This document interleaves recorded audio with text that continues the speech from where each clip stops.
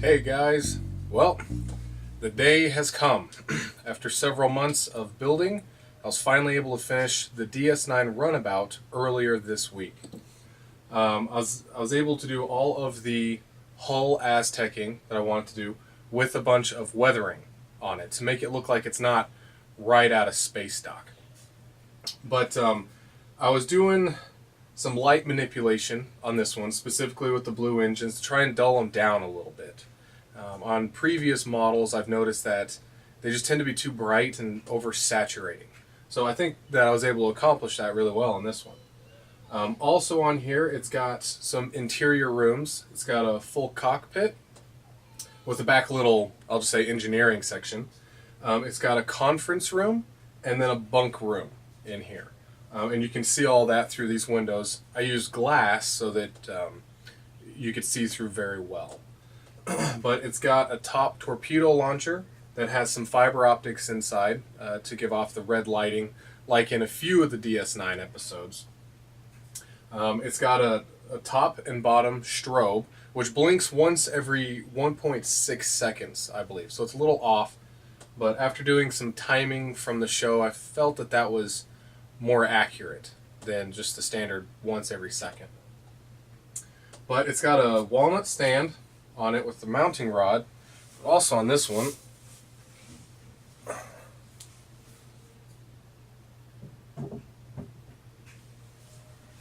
it goes inside a display case. She was a lot of work, but I think she came out really well. Okay, I'm going to try and keep it as steady as possible as I'm very close. So there's the transporter pad. As you can see, it's got light on the floor and light on the side walls. It's very difficult to see. It's really small in there. There we go. Light on the side walls. Oh, and all the way in the back, you can see a kind of tool chest. There we go. With a part on top. You can see there's blue behind all the piping. And you've got two from the engineering department back there. And as you can see, the control panel he's standing at is lit up.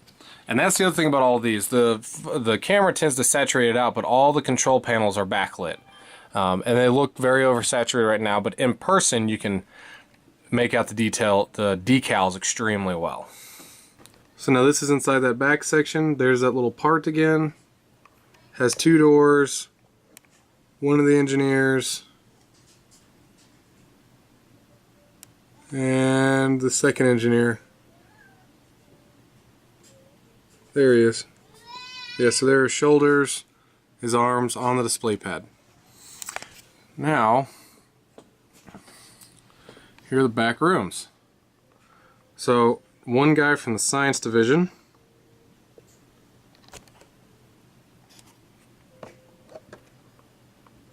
Okay, and then you can also see the conference table is lit up blue. I was really happy with how that came out. Got two more guys. I'll get a better view of them in a second.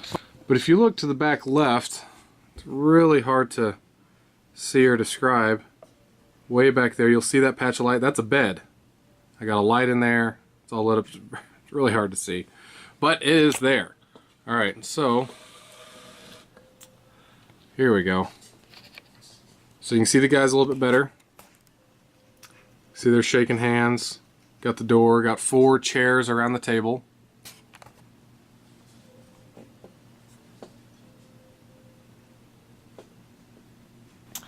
In the front section, you got the cockpit, and I'll say the little engineering area. The engineering area goes to about right here. And in the back, you have the conference room and then a bunk area, which goes to about right here. So you've only got about a 3-inch space of nothing. Everything else inside this ship has internal components, which is one thing I think is really cool about this model. It gives you that option.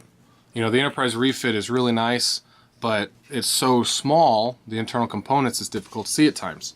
It's nice every once in a while to do a bigger ship so you can get full rooms. Alright, I'll show you the underneath. Not much going on. A little bit of lighting. But you can see the decals came out extremely well. How clear and crisp they are. going in between all the grid lines. You can see some different colored ass-taking panels and whatnot. They're the impulse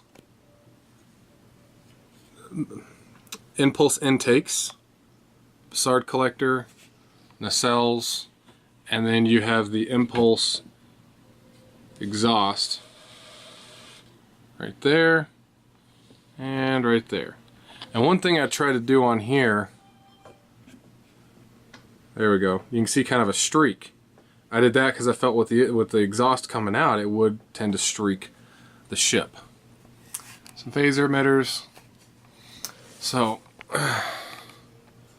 all in all, I think she came out really well. You can see the different ass-taking panels on top of the torpedo. It's a torpedo and a sensor arch is what they called that in the series. Well, alright guys, I hope you've enjoyed the build. Stay tuned as I'm going to be pulling out the Enterprise refit again and starting her back up to finish her. She's about half done right now, but I've got a little bit of a interesting feature on that, which I won't say anything about. I'll just let you guys see what it's like at the very end. Well, I just wanted to give you a quick update. If you have any questions, let me know. Other than that, take care.